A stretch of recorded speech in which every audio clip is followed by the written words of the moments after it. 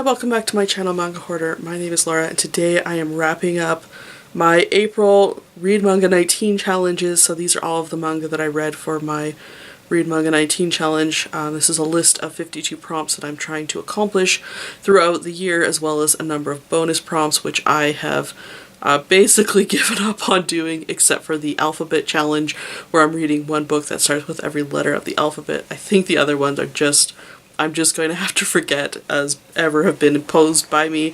I just don't think it's going to happen this year. Maybe next year, but certainly not this year. So in April, I did actually do really well, particularly with the Read Manga 19 challenge. I was reading manga, or just reading generally every single day, thanks to Lohali's 30 in 30 challenge. And I do have sort of a video where I show every book that I read every single day of the month. So if you're curious about that, I will link it up in the cards. This side? On this side. Wherever the cards get linked, I can never remember. And that will show you kind of more titles that I've read, because I certainly don't talk about absolutely everything that I read. I'm really trying to stick to my two projects, the 1001 Comics project and my Read Manga 19 project, because otherwise there's just way too much to talk about. So for this challenge, I think I'm just going to go through and show you what I ended up reading. I'm going to start off with my alphabet. So the first title I read was for the letter L. This is Laughter at the World's End by Yellow Tanabe. It was published by Shogakukan Asia. I picked this title up by Kinokuniya Singapore. It's not a title you can pick up in North America. Wasn't released in North America, but you can get it online if this is something you're into. It was expensive though, I will warn you. But I thought it was worthwhile. I was surprised by how much I liked this title. I really was impressed with it, and I really wanted to read more when I was done it, which was kind of a surprise, because this is almost the exact genre that I am really, these days in particular, I'm kind of done with, or at least I thought I was. This is sort of a fantasy kind of adventure battle series. It's a very typical Shonen Jump style manga, what you would kind of picture for what would appear in that magazine. This would fit along with them, but I really, really liked it, and I would recommend it. This is the same author as Kakaishi, so if that's a series you're familiar with, there is another title released by this author. You might want to check it out. This is basically the story of a world that has experienced a post-apocalyptic event. A devil or demon or monster of some sort has come down to Earth, has, in its destructive power, has infused on a number of humans the demon's mouth. So it's covered in this mouth. It's covered in many mouths, but it has put these mouths on a number of different people, so they now are also demons. They are now also immortal, and these mouths actually allow them to eat other demons. It's very weird. So you can see here the main character on the cover has this symbol on his face. This is actually what the demon's mouth looks like. And so he is actually journeying with his little sister and trying to kind of eliminate other demons. So this is just the story, the introduction to this world, the introduction to these two characters and their journey. And so they have gone to their first location, who are looking to exterminate an immortal demon who is terrorizing their village, and have hired on yet another demon to take care of the matter. And so that's what basically this is about. It was quite good. It was sort of looking at, like, what is humanity, what are these people who have been transformed into demons, like, have they lost themselves in the process, and what should we be fearing? I thought there was quite a lot of questions that it could have been answering, or it definitely was asking, and I was so intrigued and in love with the series and in love with the main characters, and I was just really wanting to read more. This was one of the series where I was just like, I'm ready for volume 2 now. It is complete in the single volume, but I thought that it was a great introduction to what could have been an epic series. It could have been a 20-volume long series, and I think it could have done it really well.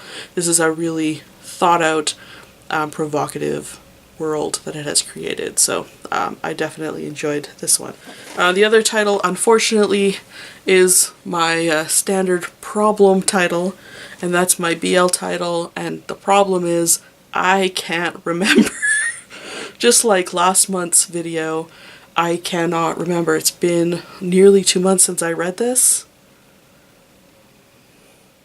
What I remember is that it starts with the letter A, and from flipping through and reading on the back, this is about police officers, and one of the police officers has just had experienced heartbreak, and then he wakes up one day in another police officer's bed. And then, of course, some romantic events happen after that. I don't know. I genuinely don't know what this is about. I could go back and read this. But I think what I'm going to do from now on is just take notes of all the BL titles that I'm reading, or really I should be taking notes of everything I'm reading, knowing that I'm really bad at getting these videos out on time, and that in particular BL titles just do not stick in my head because they follow a formula and they follow an artistic style that nothing really stands out, or at least it does in very rare instances. I think there's sort of a general type of BL manga, and this is one of them. So I couldn't really tell you too much that would be interesting, or there isn't really anything in here that was memorable to me. But I did read it, and it satisfies, you know, the category of something starts with an A and something that came from the closet, so that's a thing. Yeah, but I will work at trying to take some notes so that I can actually talk to you about these titles as I read them, because that's really the point of this, you know, otherwise I'm just wasting both of our times. The next title that I read was for the category of 2 or more authors. That is All You Need Is Kill. This is by Ryosuke Takeuchi, original illustrations by Yoshitoshi Abe. Oh, that's nice. And art by Takeshi Obata. Yeah, so this, obviously, Obata has a beautiful art style. He's probably most well known for Death Note, and, you know, he draws people really well. I personally don't think he draws action quite as well, but he does have a really nice, clean art style, and it's nice to look at. That's for sure, for certain. This is basically the story about a young man who is part of a military group. He's sort of a young officer, and he is in a battle against sort of an invading alien species, which they are trying to fight, and he gets killed. But something is happening where he is actually stuck in a time loop. Every time he gets killed, he actually wakes up the morning before, and he gets to live that day over and over. And so he is sort of stuck in this loop, and every single day he tries to gain more and more information to help himself get out of this loop. Of course, many loops later, he runs into someone who is also stuck in this same loop, and it's sort of about what that means and how to get out and how to defeat these aliens. It's all happens in a short little book like this. It is an adaptation of a novel. Of course, I would imagine that the novel is probably a little bit better than this, just because I feel like this is a short story, happens real quick. This is a shorter book than you would imagine. It reads very, very fast because it is mostly action, and it ends really kind of abruptly.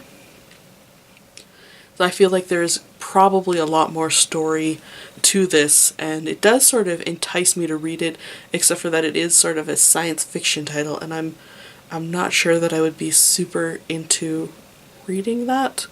I don't know. Let me know if you've read the novel of this and if it was worth reading, if you thought it was worth reading, or if I should just stick to the manga. Let me know about that. I thought it was pretty good. I had fun reading it. I didn't think it was great. I didn't think it was like a big standout, you know, amazing series, but I had fun reading it, and I think a lot of people would also really like this title. I think I remember it being kind of bloody, kind of brutal, but it is sort of a war type story. And it is kind of fun. this type of story where people get kind of stuck in time. Time continuum. Time continues to be lived over and over. I always kind of like these stories, but I personally prefer Groundhog Day, I must admit, because comedy is still always better than serious. The next thing I read was for a title with an animal companion, and that is Imadoki, or Nowadays, by Yu Watase. This is a 5-volume long series, and it is, I think, the shortest series that I have of hers in English. It is basically the story of a very cheerful young girl who has been growing up in Hokkaido. Her parents have been killed. She's been living with her grandparents, and she decides that she's going to go to high school in Tokyo. She ends up enrolling in a very elite school and discovers very quickly that she is not elite and does not kind of fit in. And she... basically what happens is that this boy here on the cover, he is the most elite student at the school, and she basically declares war on him. It's sort of reminiscent of Hanayori Danga or Boys Over Flowers. She declares war on him, and this war is really a declaration of friendship. She says, I am going to make you my friend. This is a very cold place, so I'm going to make you my friend. Of course, in this process, she makes friends with a lot of different quirky characters, as Yu Watase tends to write. She loves to write a cast of strange and quirky characters. And of course, there is sort of the romantic elements between the cool guy and the very kind of cutesy, happy-go-lucky main character. It's a very fun series. It's a very kind of typical shoujo manga. It's a typical Yu Watase shoujo manga, but I really, really like it. It has a lot of fun in it. There is an element in it, though, which is actually my least favorite thing, and it is the romantic third wheel. There's always going to have to be a character who stakes her prior claim that the main boy is never interested in, or the main girl is never interested in. There's always that third character that comes up and is like, no, you can't date each other because I was here first. I hate that character. I really, really hate that character. That character's in this manga. I really hate her. Even though, you know, she has a sob story, I really hate her. I hate that character so much. And I haven't been seeing that character quite as often in shoujo manga, but I also think that not as much shoujo manga has been published lately, so maybe that's why I'm not seeing it, but I hope it's just because it's not appearing anymore because that character sucks. But that manga is fun, I like it. The next thing that I read was for a sports title. This is a total reread, and it's by it's a title and by an author that I love. This is Slam Dunk by Takehiko Inoue, obviously basketball manga. It's basically the story of Hanamichi Sakuragi here on the cover. He is a gangster, a thug, a troubled student. Gets into fights, you know, he's got the typical gangster pompadour-ish hairstyle. It's bright red, which means he has a fiery personality, which he does. He is regularly rejected. His last rejection from a girl, she basically says, but I've fallen in love with so-and-so from the basketball team, and now of course he's on a rampage. He wants to destroy anything related to basketball because he's heartbroken, until this adorable girl comes up to him and says, hey, you're super tall, you should try out for the basketball team. He instantly falls in love with this girl, and to impress her, he proves to her that he's a basketball man. He is sort of simple-minded. He's not super smart, but he has sort of a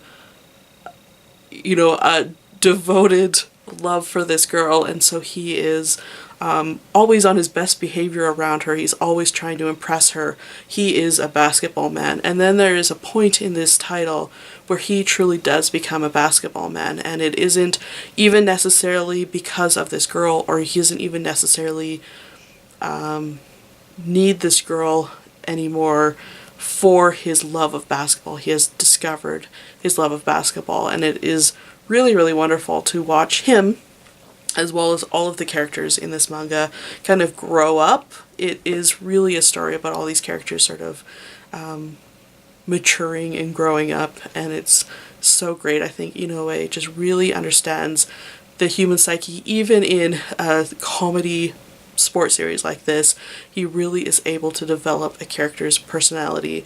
Sakuragi feels like a one-dimensional comedy character.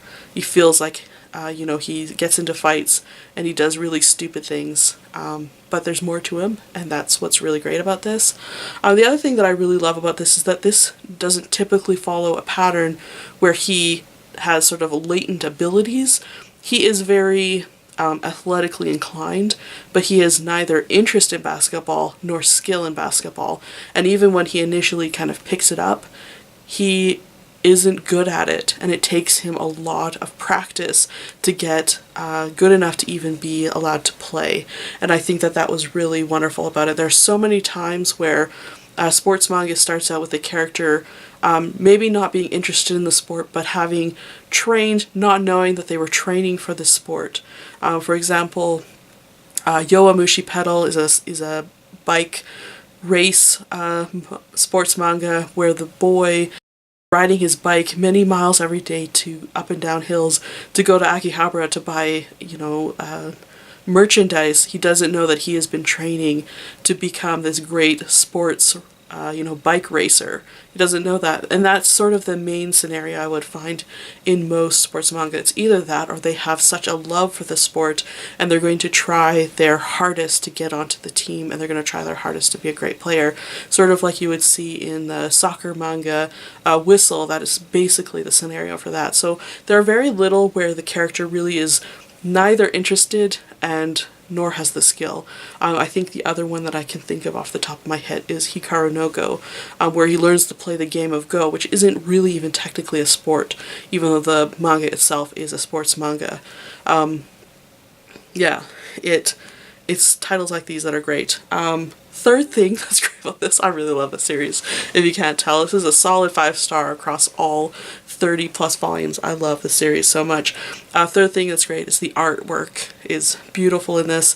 I am lucky enough that the first edition, as far as I know, not later printings of this, is actually in color. So that is really, really great. There's a lot of color pages which are really beautiful, and I think that Inoue really handles color well. But just the general artwork of the series is great, but it improves. This is one of Inoue's first works. It's not his first work, but it's one of his first, and you can tell the difference between the art style from his first volume to a later volume. So this is the 27th volume, and even though they're not facing the same way, you can really see the development, the change in his artistic style over just the cover art. It's really great to see. The one thing that I missed that was in the first volumes is that there is sort of an action blur. Let's see if I can find one. When they're running. Oh yeah, so there's a little bit of an action blur that happens in some of the older volumes. So you can see here he's sort of passing the ball around, and so you can see his hand in different positions as well as the action lines. In later volumes, I think Inoue kind of figures out how to draw action a little bit better, a little less clunky. I wish I had a better example, because I think maybe in like volume 2 and 3 there's a lot more action happening, but there is sort of this blur that happens in older volumes that gets sort of left behind in later volumes, and he's really able to render things just so much more cleanly and beautifully, and he still has that high action, high dynamic action in all of his panels, which is just wonderful. Oh yeah, here's another one. You can see kind of the action lines kind of flowing out of Sakuragi's knee, just sort of these blur that happens when action is happening in it. It does kind of change over the course of the series, so that was one thing that I had noticed. So obviously I would recommend that you check out this title if you haven't before. I think the one thing that a lot of people feel like when they're trying to pick up sports manga is that you have to be interested in the sport. I personally hate basketball. I'm sorry if you do. It's a long time hate. that was developed at a very young age, thanks to some classmates. So I've never really been interested in basketball. I have nothing against it, I just don't care. I really don't care. And there isn't actually that many people around me that I would say would ever watch basketball. It's not a popular sport here. I'm in Canada. We watch hockey. So, you know, basketball is sort of a non-sport, but it's not an interesting sport to me. I don't care about the sport. Inoue obviously does care about this sport, and when you're reading this manga, he makes you care about this sport too. So I think that, you know, regardless of whether or not you like this sport, I certainly don't need to like the sport in order to love this manga. And I think that, you know, you shouldn't judge a sports manga based on the sport. You should just judge it based on the storytelling and the art. You know, the interest in the sport, I think, is just so secondary to actually reading a sports manga. Last thing that I read fulfilled a number of categories. It is one of the titles from my oversized shelf. It has a one-word title, starts with the letter A, and it is on my 12 and 12 TBR, which is, I'm trying to read 12 series this year, one a month, and that is Appleseed by Shiro Masamune. Now, Shiro Masamune is the same author as Ghost in the Shell. This is a cyberpunk manga, and it's not because I've forgotten it that I can't tell you what this plot is about. It's just that I couldn't understand it. It was really a confusing story. It had a confusing dialogue, confusing plot. I think part of it could have been the translation. I think the translation in the early 90s, this was published in 95, was not necessarily as strong as publishing and translation is these days. There's some great translators that are working out there. There were some good ones back then too, but I think that this one struggles a bit because of it. I think it struggles too because it relies a lot on external text in order to explain the story rather than explaining it all through the manga. See if I can find an example. So here in this page in particular, you'll see that at the bottom there is actually a little explanation. It says, UHMS are under head mount sensors, a landmate with its sensor pack mounted under the head, so it's sort of giving you a definition. There's often times where kind of legal terms are expressed there, where things that are going on in the society are expressed there. It's giving you sort of some translations. This one here is telling you how meters compares to feet, which actually is appreciated. Abbreviations, of course, are defined. There's another one. And this happens all the way through even to the last volume. To the end of the last volume, they're constantly having to add these explanations. These ones that I just showed you are more explanations to help you understand. They're more like translation notes, but there are ones in there that are just sort of like, this is what's going on. This is the background that you need to know. This is how the world works. And in that case, it gets confusing because you're not relying on the storytelling to actually develop the world. So this is a world where it seems post-apocalyptic yet again. And in this world there is a new society being developed in a place called Olympus, and the two characters on the cover, which are Dunan, who is the girl, and Briarios, who is a sort of a cyborg. He used to be a man and now he's a cyborg. They have been kind of called to become police officers in this place. A part of this is that there's a new type of human called a bioroid, which are fully like a genetic mutated human, like a new kind of human that exists. And some of them are part in power. Some of them work alongside these two who have been humans. There are some things going on. There's a lot of talk about kind of religious extremism in it, political actions. There's a lot of battle and war, but I don't really understand fully what's going on, the subtleties of what's going on. A lot of even the major plot, I didn't know what was going on, so I would read a few pages and I'd have a moment of clarity, and then the next page would throw me back into confusion. It was just hard to follow, and I don't know if it was a sign of the times, a sign of the publication, you know, the fact that even it was published in the reverse order, you know, that could also cause problems in understanding. I just was confused. And I read a lot of reviews about this afterwards because I was like, why am I the only one who's confused? You know, and most of the reviews were about how confusing it was. The reviews that gave it a glowing rating were the ones about the art, and I would completely agree. The art in this is wonderful.